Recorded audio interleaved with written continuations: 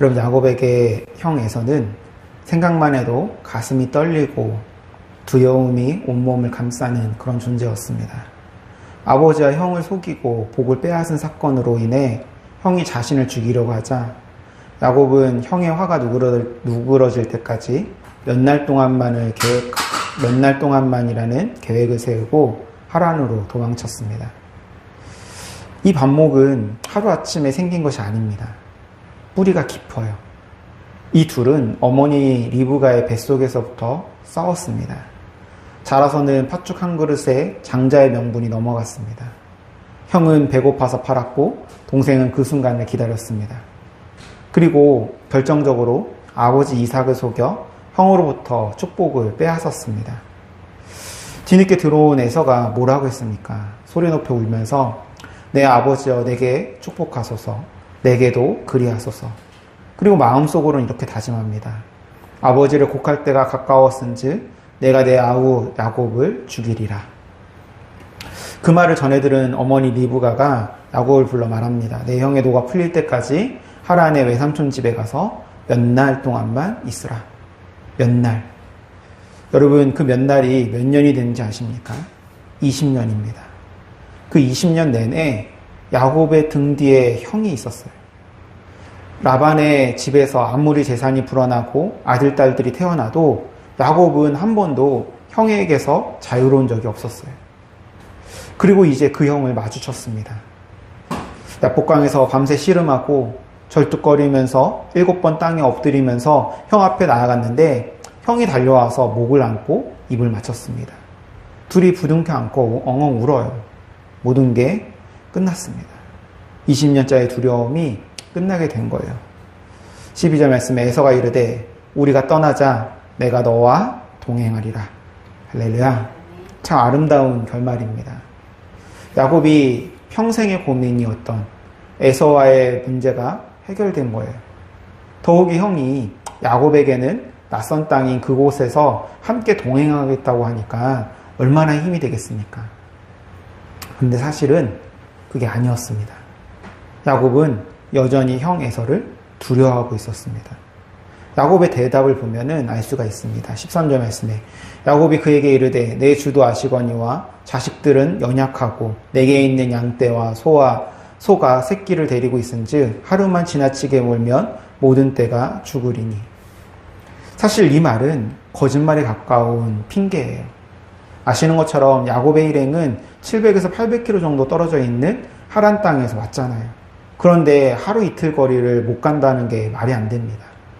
그러니까 야곱의 본심은 형이랑 같이 가고 싶지가 않은 거예요. 왜? 여전히 형을 두려워하고 있기 때문에.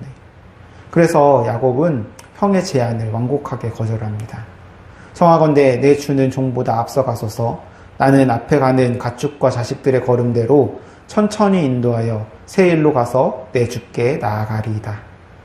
세일은 에서가 사는 동네입니다. 가나안이 아니에요. 야곱의 원래 목적지는 가나안이었는데 지금 형에 대한 두려움 때문에 형이 사는 쪽으로 가겠다라고 말을 하고 있는 겁니다. 물론 실제로는 안 갔습니다.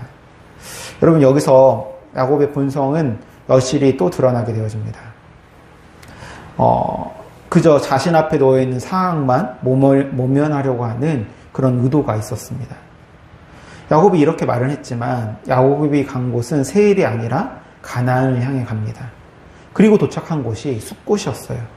숫곳이 어디냐면 이 요단강과 야복강 사이에 있는 동네로 여기도 아직은 가나안 땅이 아니에요. 그리고 성경은 재미있게 이렇게 기술하고 있습니다. 17절 말씀에 야곱은 숫곳에 이르러 자기를 위하여 집을 짓고 그의 가축을 위하여 우락간을 지었으므로 그 땅 이름을 숫곳이라 부르더라.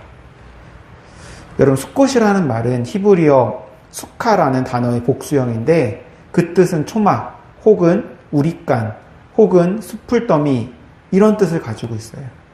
한마디로 말해서 임시초소를 말하는 겁니다. 야곱이 임시로 거할 곳을 초막으로 만들게 된 것입니다. 이런 야곱의 행동을 보건대 거기서 오래 머물 계획은 아니었습니다. 그러면 여러분, 왜 야곱이 가나안으로 바로 넘어가지 않고 이곳 숲곳에 잠시 머물렀던 것일까? 아직도 에서를 믿지 못했기 때문에 마음 한편으로는 도망칠 계획을 갖고 있었던 거예요. 그거 외에는 달리 설명할 길이 없습니다. 지역 특성상 숫곳은 요단 동편에 있습니다. 아직 강을 안 건넜어요. 여차하면 어떤 길로 다시 북쪽으로 바다나람으로 도망칠 수 있는 그런 자리입니다. 거기서 형이 어떻게 반응하나 지켜보고 있었던 겁니다. 여러분, 야곱의 이런 행동, 비록 약복강에서 하나님을 만났지만 오랜 시간 만들어진 두려움과 의심의 습관이 끝난 게 아니었던 거예요. 여러분, 사람은 쉽게 변하지 않습니다. 한번 찌그러지면 돌아오기가 쉽지 않아요. 하나님을 만나고 중생을 경험했다고 해서 우리가 완전히 새 것이 되는 거냐? 아닙니다. 여전히 우리는 죄인이고 여전히 우리 속에는 죄성이 살아서 숨쉽니다.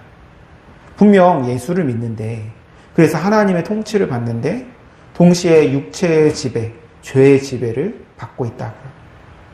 그런데 왜 성경은 우리에게 새 것이 되었다, 새로운 피조물이 되었다라고 하는 것일까? 그렇게 봐주시는 거예요. 우리가 완전히 그렇게 된 것이 아니라 그렇다고 인정해 주시는 거예요. 우리가 믿음으로 예수 그리스도 안에 거할 때 하나님이 죄인 우리를 보는 것이 아니라 예수 안에 있는 나를 보는 거예요.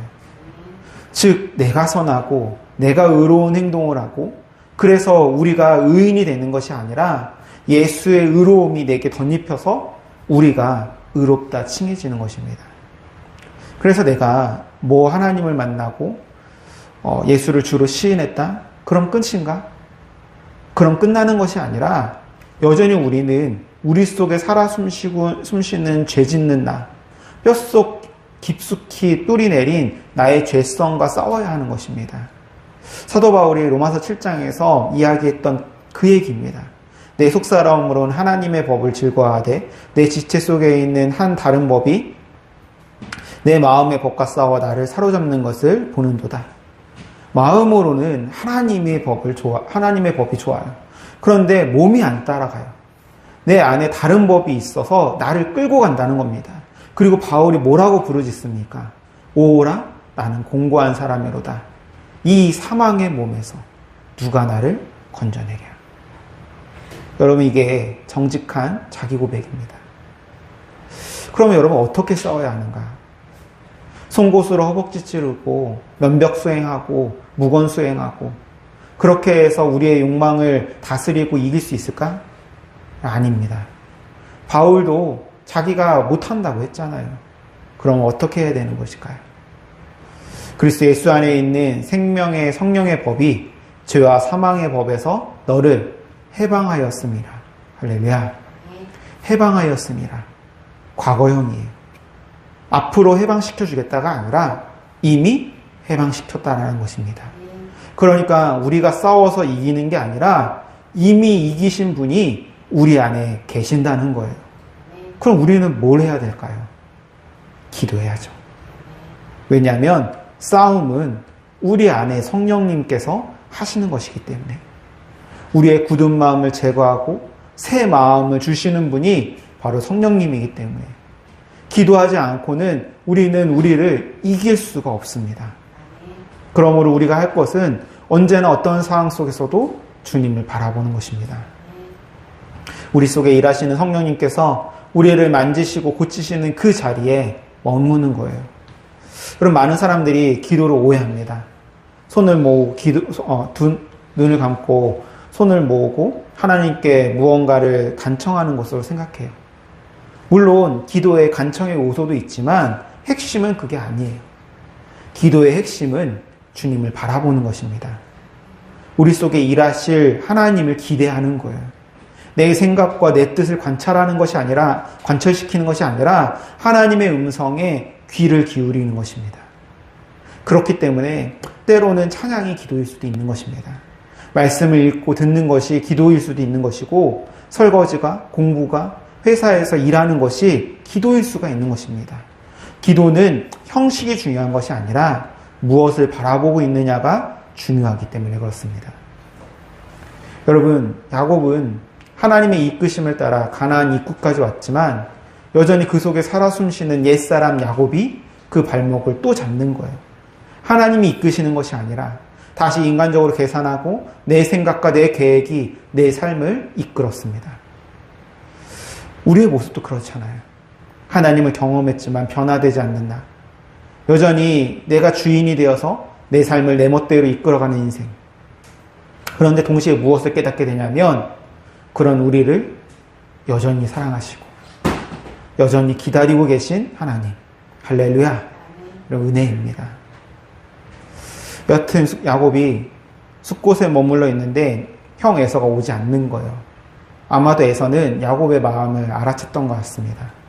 그리고 야곱으로부터 돌려받은 그 복, 베라카, 그것을 받은 것으로 만족한 것 같습니다. 이처럼 아무 일도 벌어지지 않으니까 야곱이 드디어 요단강을 건너 가나안으로 들어가게 됩니다. 그리고 도착한 곳이 세겜이에요. 야곱이 밧단아람에서부터 평안히 가나안 땅 세겜 성읍에 이르러 그 성읍 앞에 장막을 치고 그가 장막을 친 밭을 세겜의 아버지 하몰의 아들들의 손에서 베크시타에 샀으며 거기에 제단을 쌓고 그 이름을 엘헬로에 이스라엘이라 불렀더라. 엘헬로에 이스라엘, 해석하면 하나님은 이스라엘의 하나님이십니다. 이스라엘은 야곱의 새 이름이니까 곧 하나님은 나의 하나님이십니다 라는 고백인 거예요. 비로소 야곱은 하나님이 나의 하나님이십니다 라고 고백하게 된 것입니다. 그런데 여러분, 여기 이상한 게 하나 있어요. 야곱은 이미 약복강에서 이스라엘이라는 새 이름을 받았습니다. 그게 32장이에요. 그런데 33장을 보면 처음부터 끝까지 이렇게 보게 되면 1절도 야곱, 5절도 야곱, 10절도 야곱, 17절도 야곱, 18절도 야곱.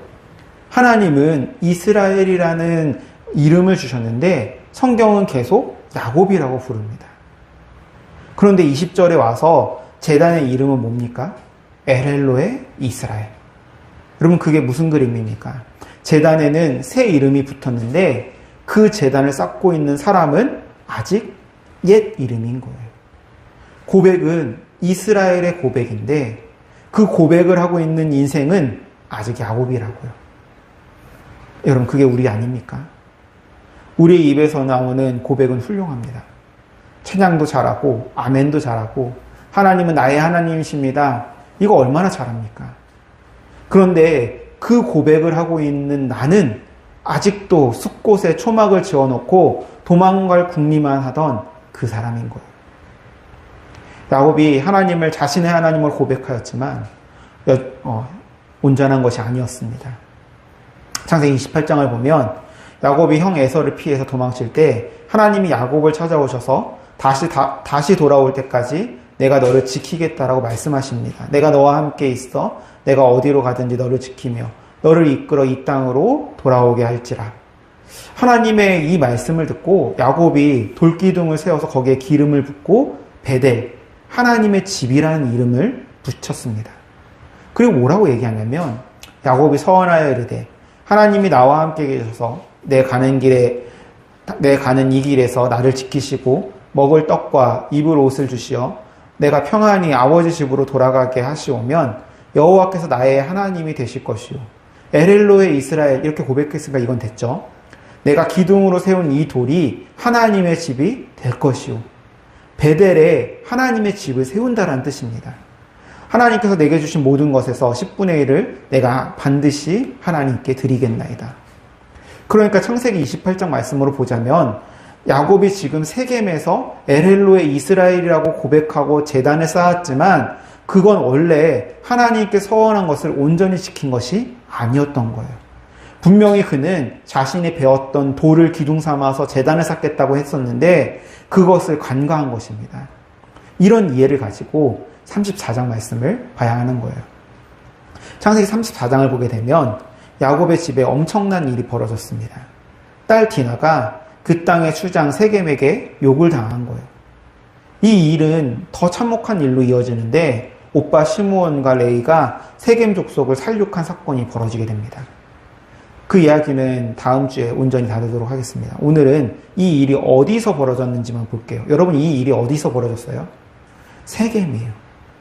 야곱은 원래 베델에 있기로 했던 사람인데 무슨 이유인지 알 수 없지만 세겜에 머물렀습니다.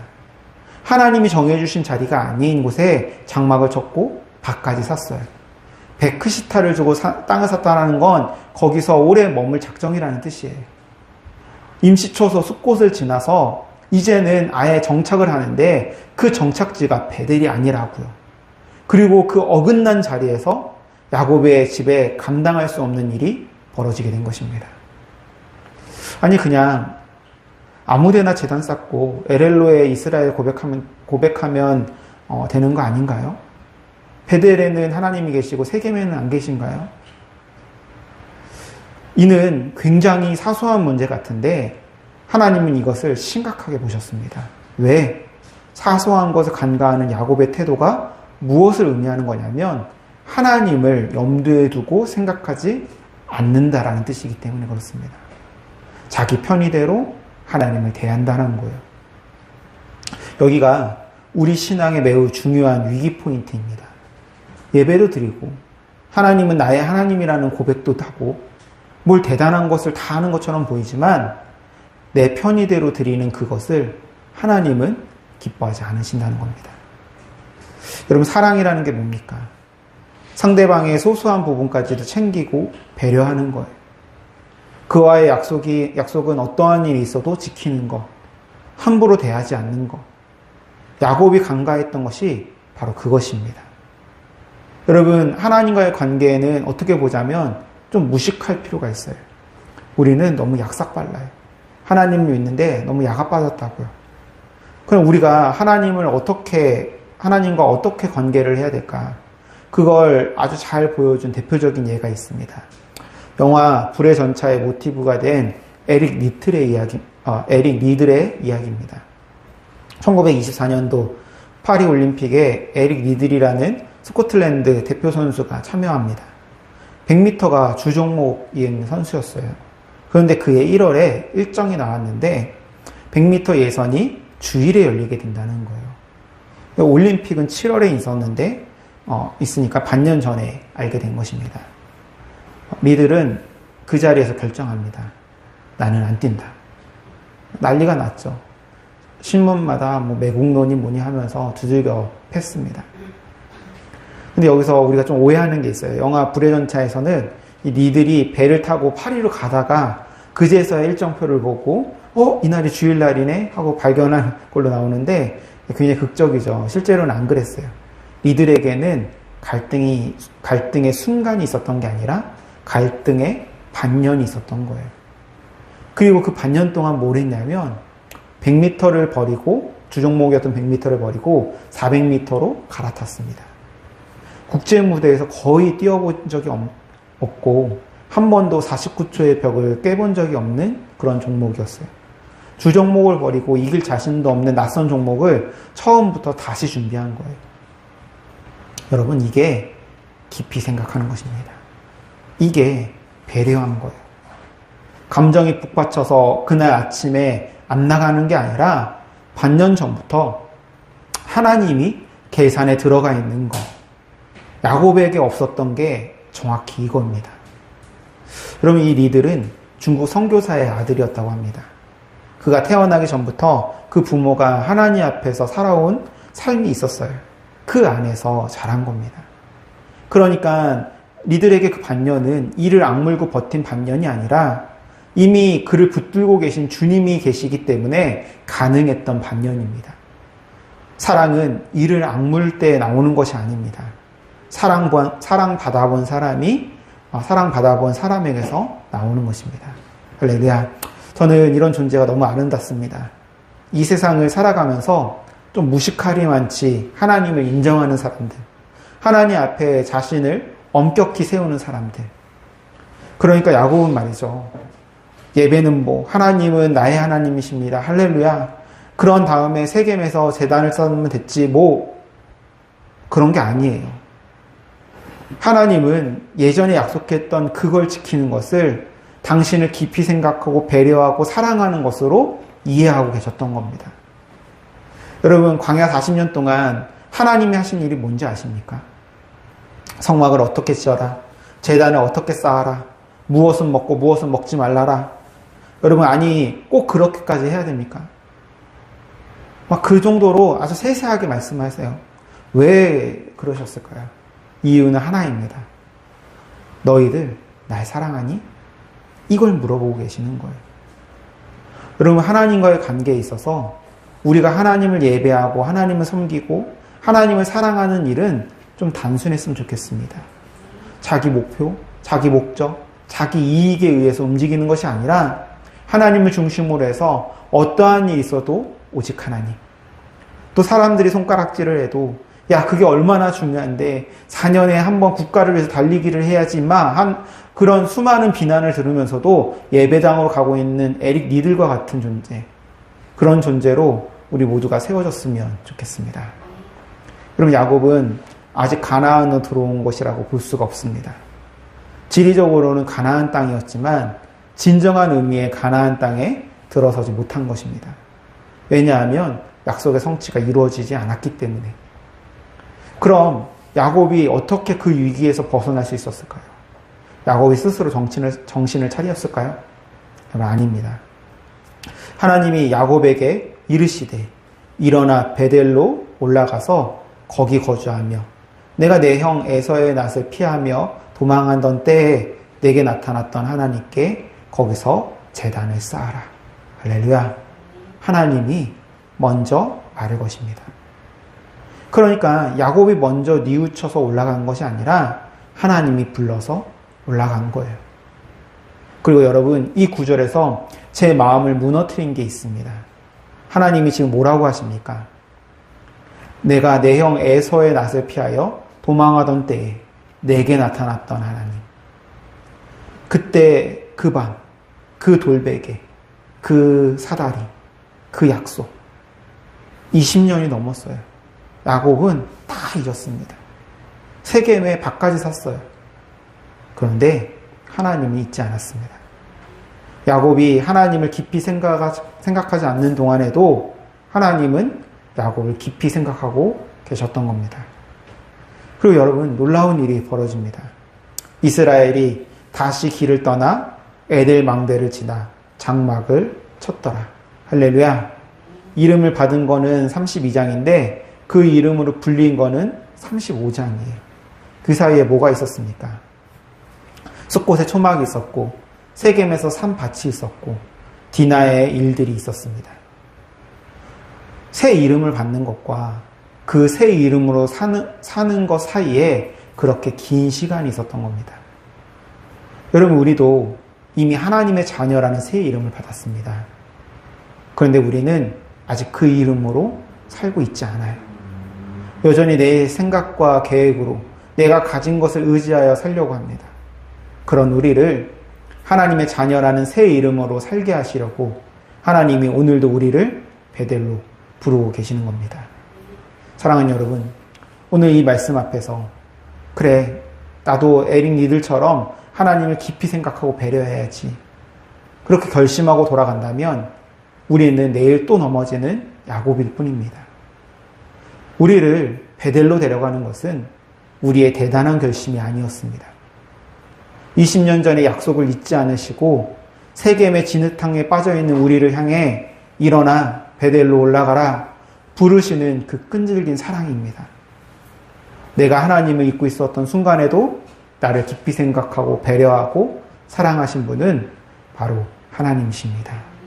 그 하나님이 지금 우리를 부르고 계십니다. 할렐루야. 기도하시겠습니다. 사랑의 하나님, 오늘 야곱의 모습 속에서 우리의 부끄러운 민낯을 마주합니다. 입술로는 하나님은 나의 하나님이십니다 라고 번듯하게 고백하면서도 여전히 내 편의대로 하나님을 대해온 우리의 연약함을 불쌍히 여겨 주시옵소서. 이름은 이스라엘이라 불리면서도 여전히 옛사람 야곱의 본성으로 내 뜻과 내 계획만을 앞세우며 살아왔음을 회개합니다. 주님, 우리가 오늘 이 자리에서도 수없이 결단해도 오늘 나서면 또다시 무너지는 연약한 질그릇입니다. 스스로 세겜의 진흙탕에 빠져나올 힘이 우리에게는 없습니다.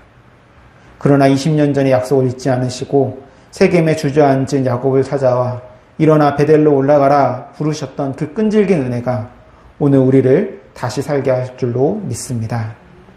우리가 하나님을 까맣게 잊고 살았던 그 순간조차도 우리를 잊지 않으시고 깊이 생각하시며 사랑으로 품어주신 그 끈질긴 은혜에 우리 자신을 맡깁니다. 이제는 내 얄팍한 결심이 아니라 우리 안에 계신 성령님이 이끄심을 따라 일어서게 하옵소서. 우리를 베델로 부르시는 그 음성에 순종하여 참된 이스라엘로 살아가는 복된 인생이 되게 하여 주시옵소서. 우리를 끝내 베델로 이끄시는 우리 주 예수 그리스도의 이름으로 기도드립니다.